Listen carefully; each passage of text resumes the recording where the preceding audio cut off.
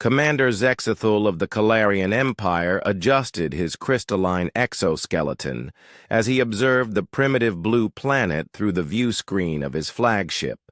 The third planet from the yellow star had been marked for gentle integration into their vast empire, a process that typically involved sophisticated deception campaigns rather than costly military conquests. "Sir," his intelligence officer Vorth clicked through his mandibles, "our cultural analysis indicates these humans are remarkably gullible. Their own historical records show they've been deceiving each other for millennia with something they call politics and marketing. They should be trivially easy to manipulate." Zexthol's 4 eyes gleamed with satisfaction. The Calarians had perfected the art of conquest through misdirection over 3,000 years. They would pose as benevolent visitors, offer seemingly miraculous technology in exchange for friendship, and gradually assume control of planetary governments. It had worked on 47 worlds without a single shot being fired. Excellent. Deploy the first wave of diplomatic vessels. Begin the standard protocol. 3 months later, the initial contact had proceeded flawlessly. The humans had reacted with the expected mixture of awe, fear, and desperate eagerness to please their new alien friends. World leaders had lined up to sign trade agreements that heavily favored the Calarians, thinking they were getting incredible technology in exchange for worthless raw materials. Dr. Sarah Chen, director of Earth's newly formed Xenological Studies Division, stood before the United Nations Assembly with a carefully neutral expression. "Honored delegates, our analysis of Calarian technology suggests we should proceed with enthusiasm in strengthening our partnership." Behind her, holographic displays showed the miraculous medical scanners, atmospheric processors, and energy generators the aliens had provided. What the displays didn't show were the carefully hidden control systems her team had discovered in every single device. "The Calarians have been most generous," she continued, her voice carrying just the right note of grateful admiration.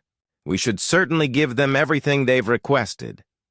Zexthul, observing from his ship, felt deep satisfaction.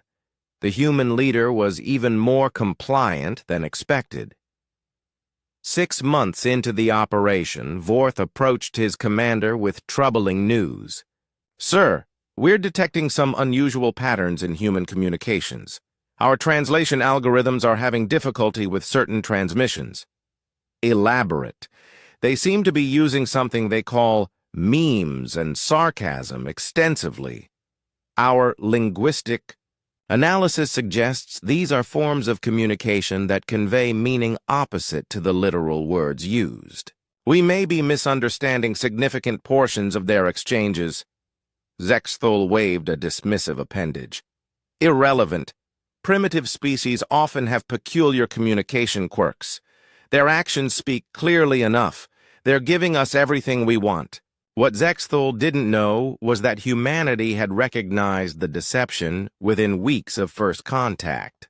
Dr. Chen's team had immediately identified the control systems in the alien technology, cross-referenced them with historical patterns from 47 mysteriously abandoned worlds the Calarians had mentioned, and reached an obvious conclusion.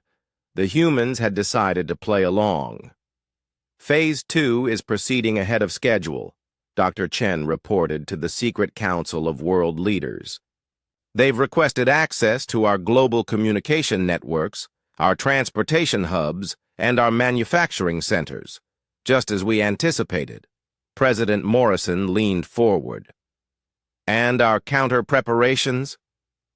Every facility they're accessing has been equipped with our own hidden systems. The beauty is, they taught us how to do it by studying their own technology. We've also been reverse engineering their equipment and improving upon it significantly." The Japanese representative smiled grimly. It seems they underestimated our talent for borrowing and enhancing existing technology. Dr. Chen nodded. They think they're being subtle, but they've essentially given us a complete blueprint of their invasion methodology. We now know exactly how they conquered 47 other worlds. And the Liberation Fleet? Construction proceeding in the asteroid belt mining facilities they believe are simply extracting materials for them. Ironically, they're providing the resources for their own defeat.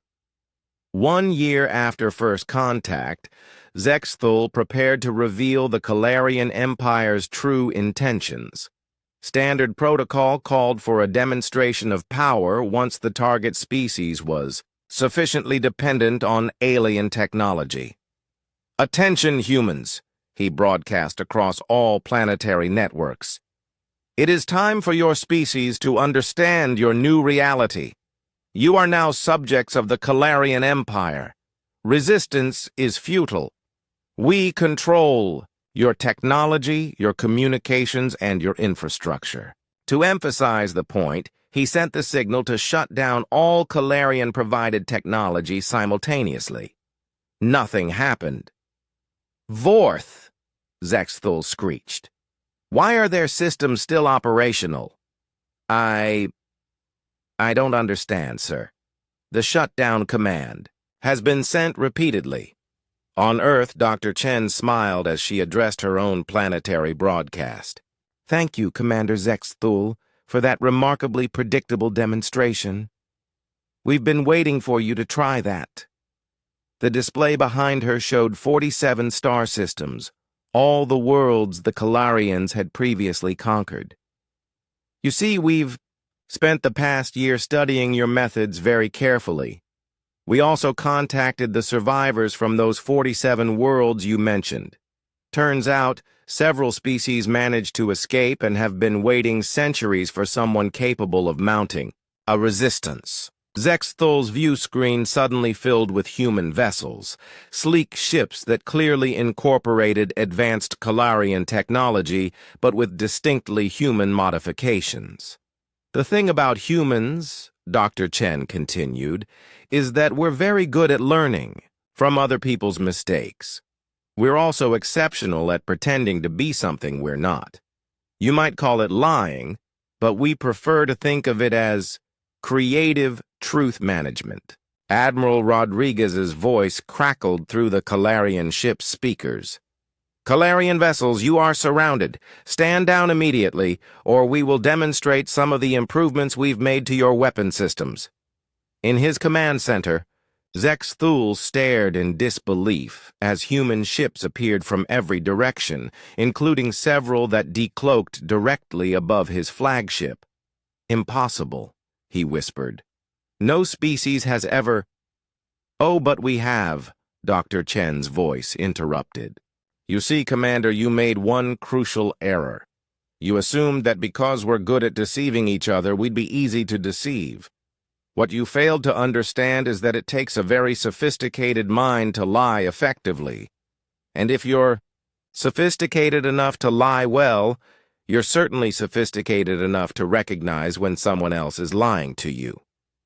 The liberation of 47 worlds began that day. Humanity had not only turned the tables on their would-be conquerors, but had also freed every species the Calarians had enslaved over the past 3 millennia. As Commander Zexthul was led away in restraints, he heard one final transmission from Dr. Chen. "Next time you want to deceive someone, maybe don't choose the species that invented poker. The Calarian Empire, built on 3,000 years of successful deception, crumbled within a month, defeated by the one thing they had never encountered, a species better at lying than themselves.